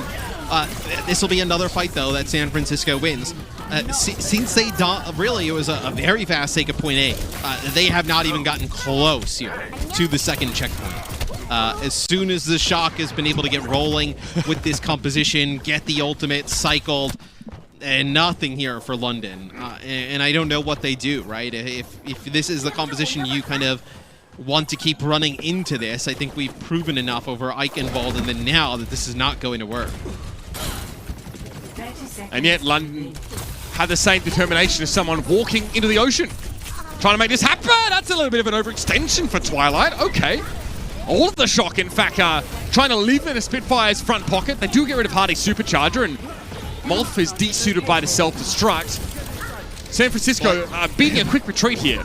But like 2 kills, right? There's so many other players here around. Nice defense. My choice. You get 2 kills by the time you even get to the point. Everybody's back up. So Kellex gets on, gets a touch. Stick. And Glister is all about this. Helping get rid of Molf and then eliminating Hardy. Now there's no durability left here for the London Spitfire. It's just Sparker who tries to prolong this overtime counter as long as possible. And Matt, at this point in the series, I think we can safely say there's a better look here for San Francisco, and they're wearing it right now. It looked like 2 different games. Like, if you ran a commercial between the first point and the second point attacks, you would have been like, how in the world did they even get checkpoint A? So San Francisco with a big defense there towards the end. But you see when they can play aggressive like that, like on the Eichenwald, where they go past the gate and the payload can't go through, and they can play really aggressive, strong there. You can't really do that on the first point here, like go down into the choke. I mean, you can do it by the Mega area, but you most oftentimes with that Mega in the room, you just kind of get bullied out. Once they're able to play aggressive with this comp, they can just roll with it. London is going to try and come up with a different answer here. So, Orisa Diva, they'll have a Mercy in the mix this time instead of a Brigitte. And then instead of like a Hangzhou, which we've seen, Sparkle will play an Ashe for even more long-range damage. So, really trying to take advantage of the Ashe with the Dynamite and the damage boost, take players out at range. And for the Shock, I mean, a ton of options on the table. Wouldn't be shocked to see Nero come back out on the Echo. And it is a good look for him. No doubt about that. The London Spitfire. Blase on the Echo has been a pretty solid course for them to take. We saw it over the June Joust as well. Okay, so Tracer Hangzhou here. I think the Shock, they're emphasizing the ability to take that little high ground platform, with Hangzhou being an annoying little thorn in the side flanking. Yeah, so see from the overhead map there, Blase just trying to get a view inside of the choke. That'll be some energy there for Chehoven with some stickies into the bubble. I think Blase knows that Nero is in the choke. Has to have an idea that he's still there. Somehow Glister finds him. Blase didn't have the flight cooldown, I think, and Glister's able to connect. And now the guy's going to cause problems. He's going to go after Hardy here. And Hardy doesn't really have anyone in his immediate proximity. Smurf is just a tickle. Drops to the low ground now. A lot of attention on Hardy, but he's stayed alive thus far. Oh, Immortality Field has to be used, though, and I think, yeah, that streak comes to an abrupt end. And I think for the Shock, like, you look at how they played in the series thus far, like, it's been messy. Like, you cannot really say, like, it's one thing. I think everybody's kind of had blunders at times. I think probably more just individual teamwork, but, like, you know, Glister has had some sick moments today on the Tracer, and this is a lot of ultimates invested by London. They want to keep fighting this. Valkyrie, you had Bob coming in here, and an Amp Matrix, and it doesn't look good. No way. Smurf's able to relocate Bob there to a degree. Don't really know if that means too much. Ripper as well. Yeah, Ripper's definitely been given the eviction notice. There it is, 5:22 on the clock for the Shock. One tickle they need on point B, and they bring a bevy of key ultimates into the next fight. Sound barrier, grab dragon onto map 5. I mean, that's kind of what it looks like right now, barring a crazy turn of events here for the London Spitfire. Waiting for the Fortify to wear off, and then a pulse bomb, not needed. Wow. Nice enough for Twilight there. Gets a gigantic Bionic grenade, and Glister gets to hold this until now. Filthy. That is disgusting. One of the quicker maps we've seen, and San Francisco quickly get back into the series. They set up a map 5 here, and they look mad, and, well, by rights, they should be. It's not it's just like in the kind of slower like mirrors, it seems like, and they're not even really like playing bad as like a individual player. I think it's just like some decision making is just a little bit off. But I mean, you see when they get rolling with these compositions, I mean, they're nasty. I mean, they took the Gladiators to 5 yesterday. Obviously London playing a hell of a game today, but the Shucks still show that potential that they can reach. You've got to know that the Spitfire don't like being pressured by these Winston-based compositions. In San Francisco, we'll have to see if they make any key substitutions before this 5th and final map. Coming right up, ladies and gentlemen.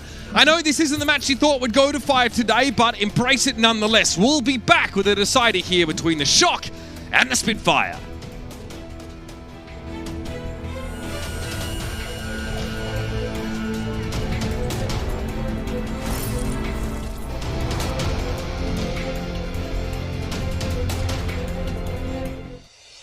Coca-Cola is the official refreshment of the Overwatch League.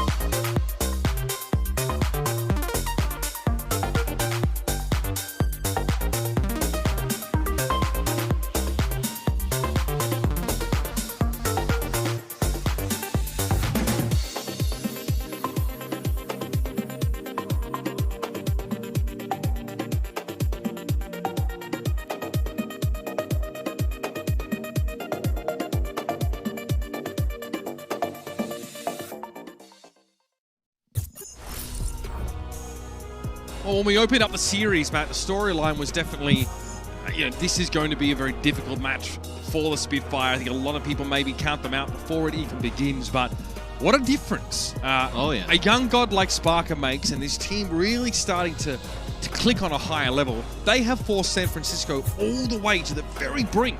The Shock now are in a map 5 scenario.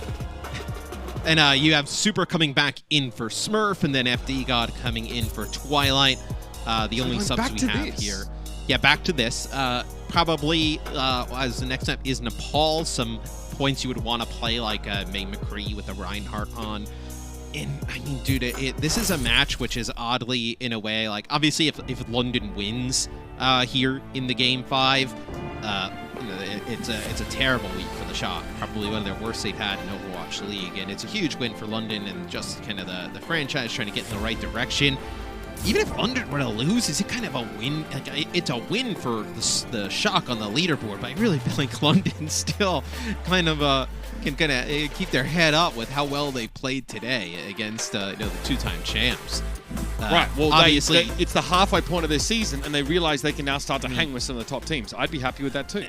Yeah, I think probably they would feel a bit crushed to get this close and to fall, but a map like Nepal, there are a lot of points where they can play the stuff that they like to play, and seeing Super coming in and playing the Reinhardt, maybe we see some like Symmetra style compositions again. That's where we saw London play well and come out on top in some matchups. So I think a lot of the compositions for both these teams is going to be what dictates and how they win here on this final map.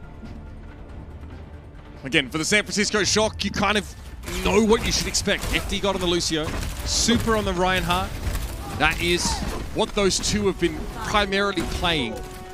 I mean, we saw a very exciting Oasis map at the start of the series here. A lot of Symmetra, a lot of McCree played. There was plenty of May in the mix. A lot of Reinhardt, Lucio, Baptiste core compositions, though. And it's no different here as we head into Shrine, Matthew. This is it, map 5. And it's all or nothing for the Spitfire and the Shock. Okay, so with this Symmetra, we'll see if they decide to use these TPs to get Super in a position to put down tons of damage up close. Route 66, they did not do a good job of that. They did a lot of TPing just to get back to the cart. With a static objective, though, things change. Maywall comes down, though. Flashbang trying to go over the shield. Immortality Field does its job, though, and Super is kept alive. But the Spitfire aren't done yet. They run headlong into Super, and they trade Blase for the enemy Reinhardt. That may not work out for them. They've lost Hardy now, and Sparker needs to help them recover, but he can't even get rid of Nero. Violet locks him down at range. And the Shock will take the first fight here on Village. Yeah, excuse me, the longer the fight goes, that Symmetra is going to start charging her beam up. It's going to be very difficult, even if Super falls, to keep, and you're just taking tons of damage getting that kill. It's going to be difficult to live through the damage that Glister's going to put down. You'll have an Ant Matrix for both sides, Deadeye for London coming into the fight. See how they try and take this. They want to come and fight up on the stairs. The Symmetra turret's just going to slow them down a little bit as they walk through the chokes as well. Gives Glister extra charge, which he won't say no to. A wall on this point, pretty darn deadly. Bisecting the area. And then Air Matrix is one that Violet wants to get use out of just to watch the flanks primarily. It works out. It's going to force the Spitfire to funnel through the main entrance, and Super meets him with a shatter. It's Reaper going down. And Super's being kept alive. Perfect result for San Francisco, who look like they've really galvanized their resolve here to end the series. Very clean start to this last map. Yeah, London wanted to send some players up the main staircase because they knew the Maywall was going to come down from the side, so they're trying to get around and help Hottie if he gets walled off. But that Ant Matrix from Violet just scares them off, puts enough damage down and enough of a threat to deter them from taking up that staircase. And Hottie ends up using a shatter towards the end of that with real no chance of taking that point. Deadeye to kick this off. They went from the window to the wall, Matt, and they couldn't find a way in. Super moves up. That wall really lets Super get close. He talked about him being put in a position to get that big damage, Matt. That's the idea from Glister. It forces a disengage from the Spitfire. One more fight here, probably. How long this is going to go with a sound barrier for London. Nice Maywall here from Blase. Oh, you're able to walk around the side of it, so an open hole in it. Oh my, that's absolutely massive. Kellex, he had a sound barrier, Matt. No longer. Nero gets rid of the Lucio now. It's the 6v5 and the Shocker still being careful. They're taking their time, but now they're here to take the throne. Molf, I mean, that's a self-destruct in the Shocker. Easily able to get away from that one. A Blizzard desperately thrown at long range of the point. It freezes up Super, but that's going to be it. Kellex is taken down, and Sparker won't be able to touch. That is a shutout on this first round of DePaul. And in these types of games, in a Game 5 type of scenario like this, you can't have those blunders. Really nice shot from Nero through the Ant Matrix onto Kellex, but to die there with a sound barrier, that's brutal. That's kind of your win condition at the time, to be able to wait out that Ant Matrix sound barrier and speed on in. So Shock dominate that first point. Moving into our next point here on Nepal. This village even better to be able to use that Symmetra. So now even London brings out the Symmetra. The beam, the turrets, the wall, all of them become even more relevant on Village as the point is smaller and there isn't a pillar in the middle. San Francisco, no big changes and no surprise.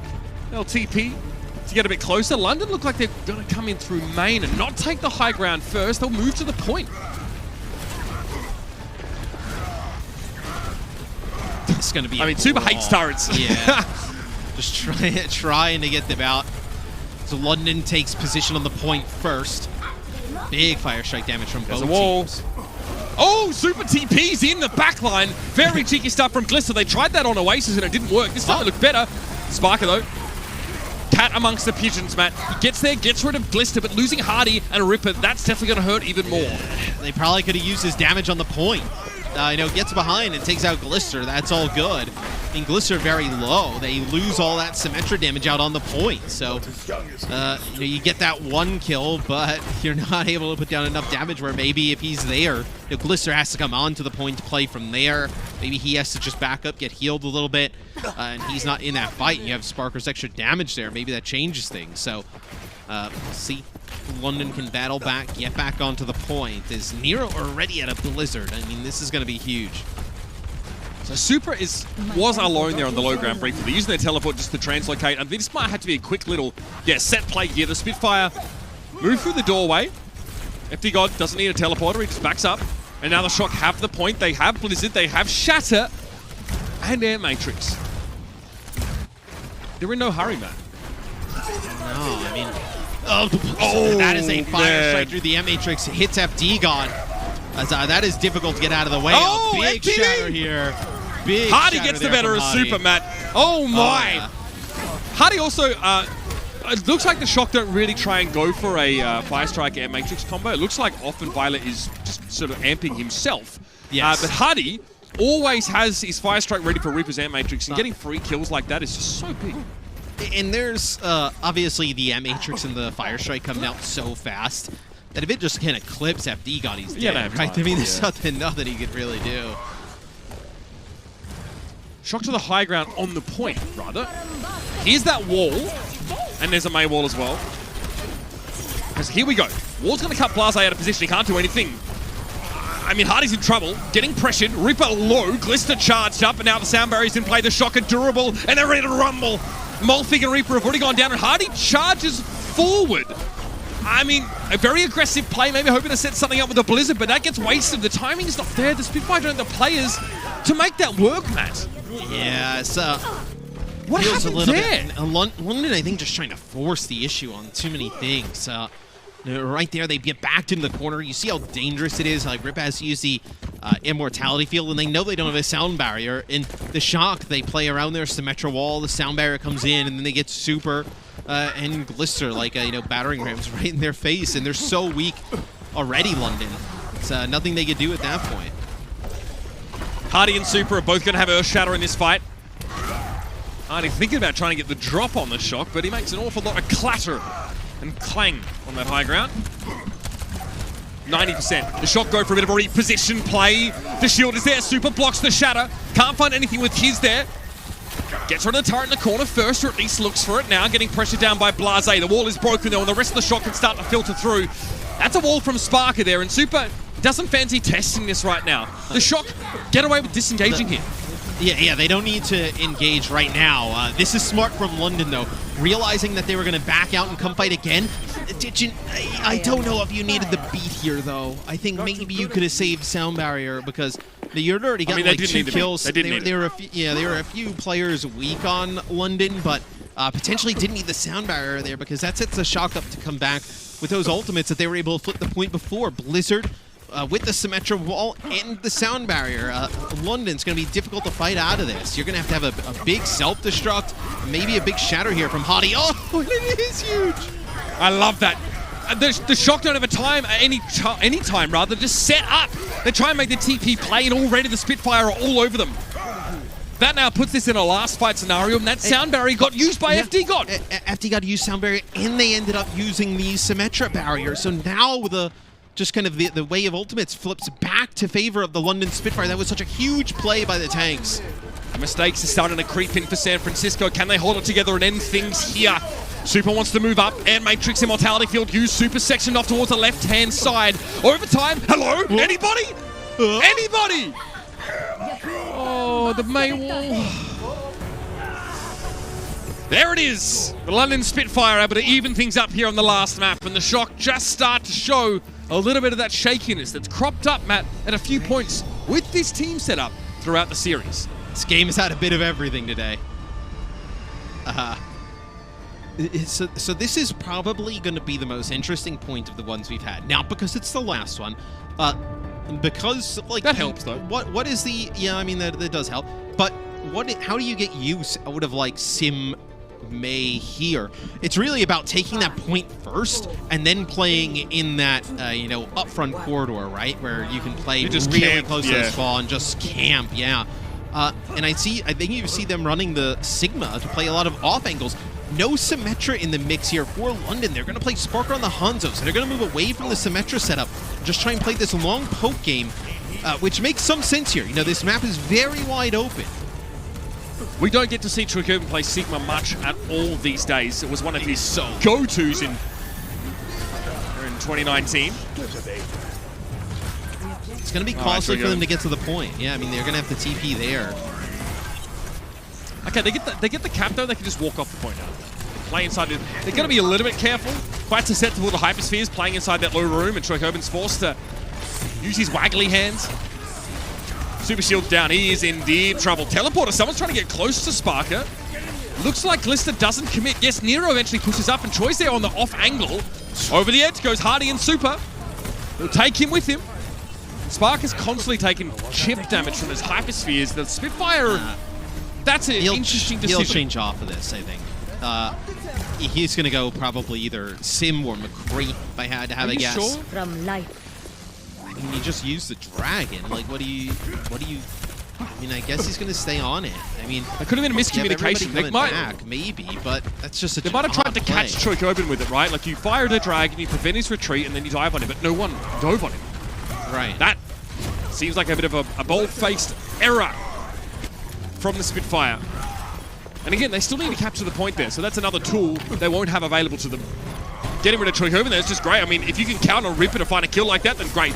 The Shock are going to commit, though. They're going in. Hardy's in trouble. Immortality Field has to be used to try and keep them alive. There's a Blizzard in play from Blase defensively, and it works. San Francisco lose their Sigma, and they choose to double down here, Matt. And now you have some options if you're London. Do you want to play close? Do you want to play at a distance? They have been doing a good job, I will say, putting damage down on Choi, making it costly for him to get to the point. Time and time again, even with the teleporter, he finds himself very low as he makes his way towards the point. So here for London, you can win this fight. You just need to like leave it with an ult or two going in an excellent. Time and time again, we've seen them use a lot in these fights. Ant Matrix to kick things off here for San Francisco. Oh, the can't TP out. They all get hit with a Gravitic Flux there. The Dragon, though, is late. Another Dragon that is questionable. Looking more like Mushu out there. Still, here come the Shock straight to the point. They have the wall up. Glister allows them to filter onto this space pretty comfortably. And a Gravitic Flux from Troykoven here into the Sound Barrier from Kellex. I want to try and chase down Sparker, but oh my! Kellex with 3! You can't ask for much more than that, Matthew. It's such a critical moment. The Spitfire now can move back to the point. I was going to say, I was like, oh man, London played this terribly. That's their opportunity. And then all of a sudden, I know Killix from the top rope saves the day. A 3-player boop. Let's see this. Do they just like not? There's a beat. In the flux. Pops your uncle, Matt. They ignored him. They just ignored him. Oh, come on. He's right in line of sight. It's not even like a sneaky one. Oh, this looks dirty from the Shock. Super's on the point, on his own, essentially. Hardy does get burnt down by Glister, and Blase gives up his life. He goes for the Blizzard. This is a very split fight, but that off-angle Sigma helps the Shock have a staging ground on its left side. Violet now has a chance to top Troikoben and Super respectively back up, but it's a lot of healing load for just one Batiste. It still is enough to get him back in the fight. The Shock are in control. Super is on the point, and it's a Blizzard for Nero, a sound barrier for FD got to come. Blase goes over to the Doomfist, trying to get one of these very fast insta-kills, and he's not able to do so. He gets knocked off the side. Straight to the point goes FD God. Kelex's sound barrier is not going to save the Spitfire now. Oh, he's trying to stay alive above the point, but he's chased by FD God, and Violet picks him across the map. Spark is pushed away, and the Spitfire so tantalizingly close to victory against a top-flight team. They're grounded, and the Shock claw a tough one back. It's not a pretty game for San Francisco, but I know London, for as well as they play today, a lot of plays they would probably love to have back in that Game 5, but San Francisco, they clutch up, they get the job done, they get a win here against London. Not in the fashion that they would have wanted. I think this definitely is going to have to, light a fire under this team to get things going in the right direction. I think, you see there towards the end, like the decision making, I think specifically the last 2 maps was so much better than what we saw earlier in the series. More shock like that, and they'll be fine. Absolutely. I'm sure some onlookers may be a little bit concerned to see, the FD God Super look of this team come in for the last map, but you can see obviously how crucial the Reinhardt is. Troikoben obviously makes a switch over towards the Sigma, which was his go-to pick. It was an MVP performance that he had in the 2019 Grand Final, so it's good to see him back on that after spending a lot of time more towards Azaya and the Diva, rather. But San Francisco now, as I see Super sat there laughing, he's like, it's like the Ralph Wiggum, like, we were in a lot of trouble. Yeah. We got out of that alive. Krusty's got the belt, you know what I mean? It's not like a lineup thing for the Shock. It's just, I think it's probably taken a bit longer to kind of build that consistency and teamwork like they've had over the last few years yet again, right? This year, more than any other, we've seen the meta be so diverse and change map to map that you're cycling around rosters more, you're moving around your main tank, other pieces. Just some time, I think. And even with it, we're talking about like, oh man, this team's struggling. A lot of people kind of giving these individual players like, a lot of flack on social. I mean, they're 8-2. It's not like this team is like floundering near the bottom. They're 8-2. Like they've one of the best records in the league overall. So I think probably just an overreaction a little bit. Obviously, this is a really bad match. They win it, but still a really bad look. But to expect them to come into the league each year and just kind of dominate, I think is a large thing to ask, especially as the league has gotten better each and every year. So I think for San Francisco fans, you're still one of the top teams in North America. Maybe you're not the most dominant anymore, but always a chance to win it, and you have a good record. There's nothing really to hate here. I think for London, this is a tough loss. You got so close to an upset right on the doorstep, but just could not get it done there at the end. Yeah, some connections not quite being made on that last map in general there, I think, really hurt the team. Tough to find a Dragon side that actually worked for them. Your player of the match, though, is named after a brand of toothpaste, and he kept it pretty darn clean over the course of the series. It is Glister. Very impressed with him, picks up the Tracer role. I think a lot of people were wondering, okay, so Striker now departs this team.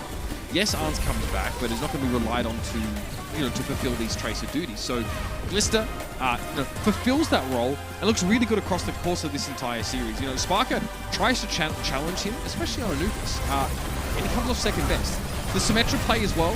Tayo's out there thinking that could be me fan, but Glister does a great job, in a really, really tough series where you're really running on adrenaline at this part of the match.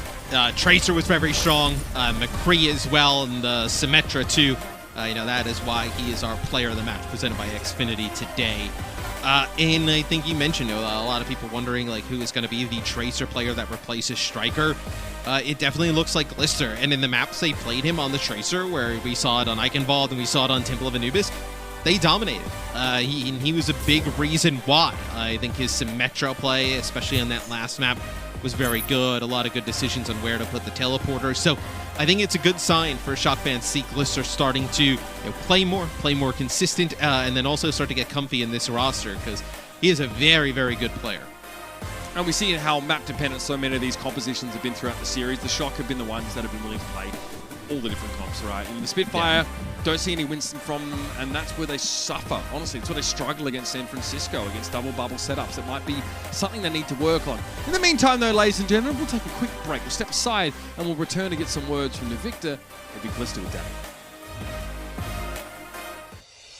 Coca-Cola is the official refreshment of the Overwatch League.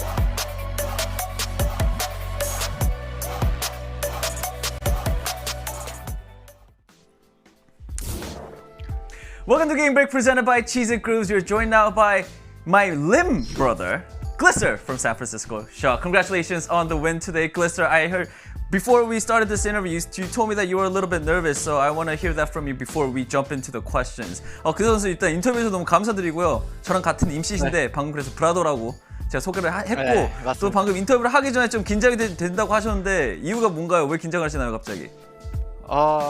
그래서 제가 원래 인터뷰 잘 긴장을 안 하는데 경기 요인이 좀 컸던 것 같아요. 긴장을 하는데 경기를 너무 힘들게 이기고 그래가지고. Alright, well, I usually don't get too nervous during interviews, but I think I'm a little bit more nervous today because of how the match went out, like how it played out today, because of some of my performance, because I think that sort of carried into me being interviewed right now, and that is why I'm a little bit nervous. Glister, don't worry, this is gonna be very quick and it's gonna be pretty simple for you, so I'm just gonna jump right into the first question. You know, although the Shock did win the match today against the London Spitfire, a lot of people didn't expect this to be as close as it was. What were some of the problems that San Francisco Shock had and some of the things that you guys had to overcome throughout the match?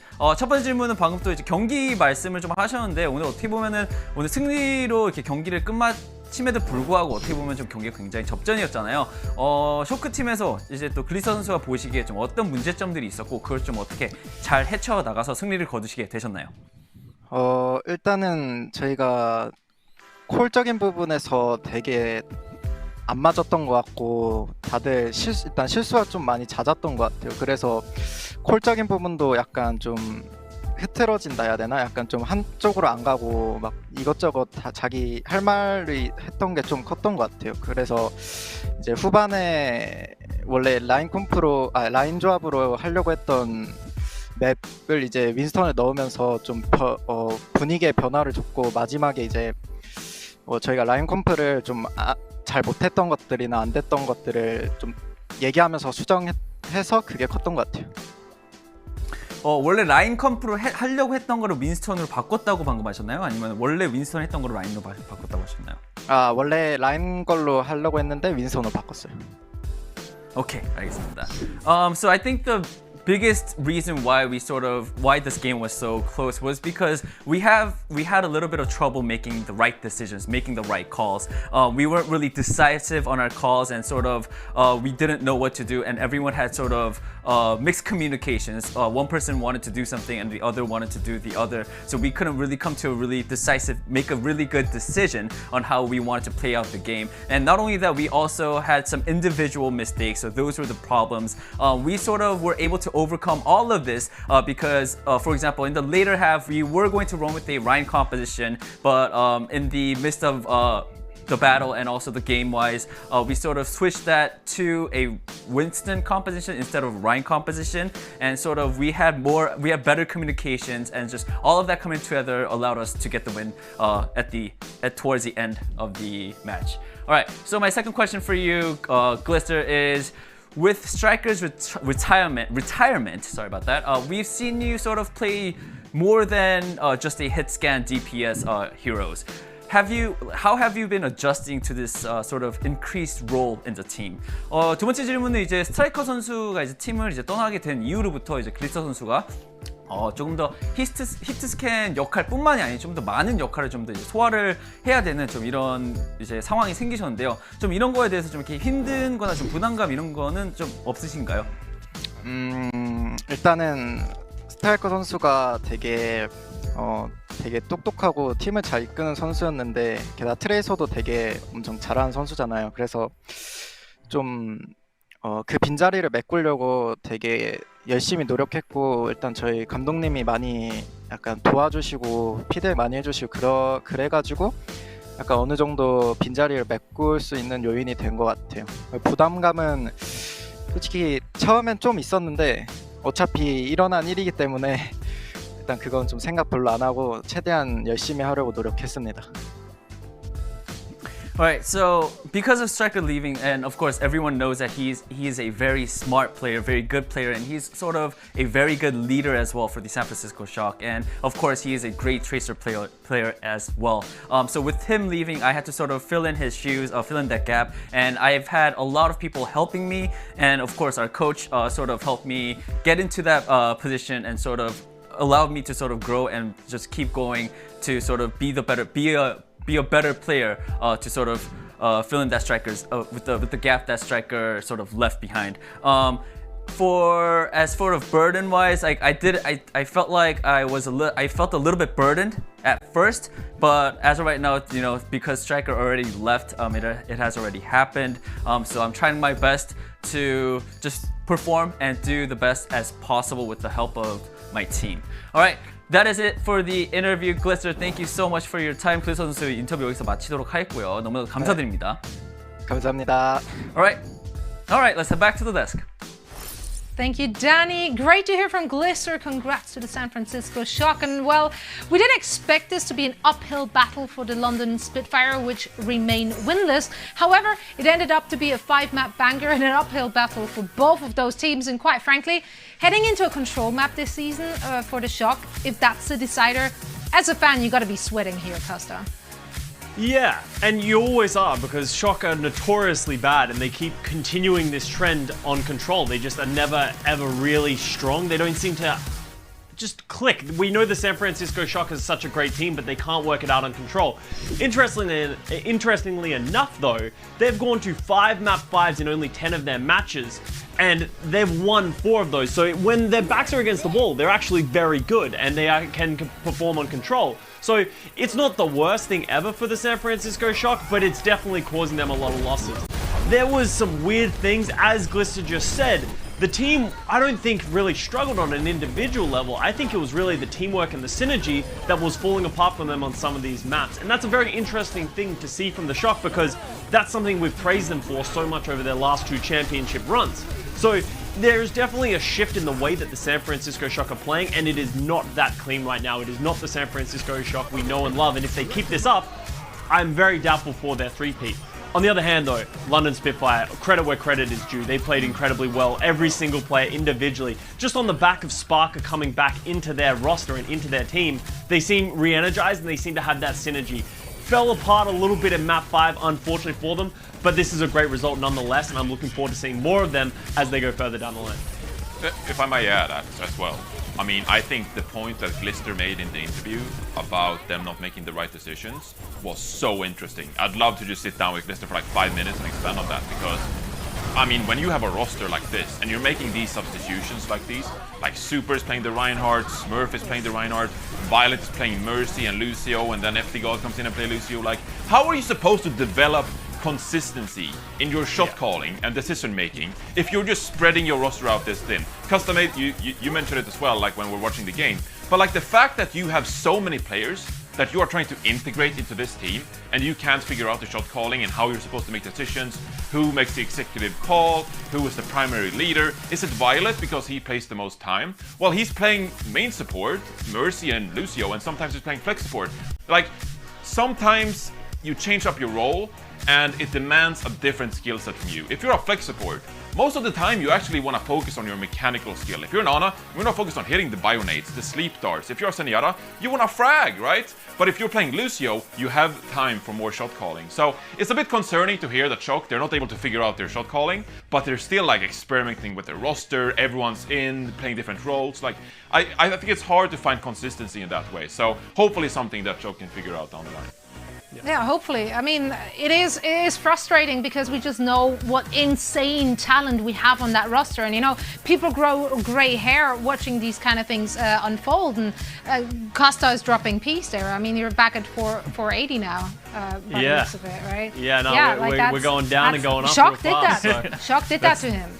That's every single fan right now. A Shock fan is just going through that roller coaster. Well, there I go. Way too dark. No, it's Crunch Time presented by Cheesy Groups. Oh my goodness. That is not crunchy, that's not crisp either, so we have to shift gears. Johnny, for our Crunch Time presented by Cheesy Groups. The time has arrived. Do you know what I'm talking about? You know? You know what I'm talking about. I know. You want to present it? I don't even want to give it away, because this is yours. You've been waiting for this forever. Forever. For today's actually. Crunch Time, presented by Cheesy Groups. We're playing chess, baby. Show me the starting lineup for the Florida Mayhem. Just show it to me. Show the graphic. Checkmate is in. Gasp! He's in. The rookie. Finally. Making his debut performance. Finally. I mean, this is so exciting.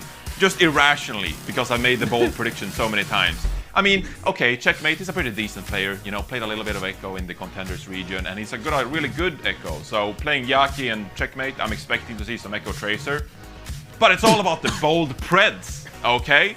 Like, if I can make a bold this pred, is not I a mean, week. No, but this is not our bold prediction week. So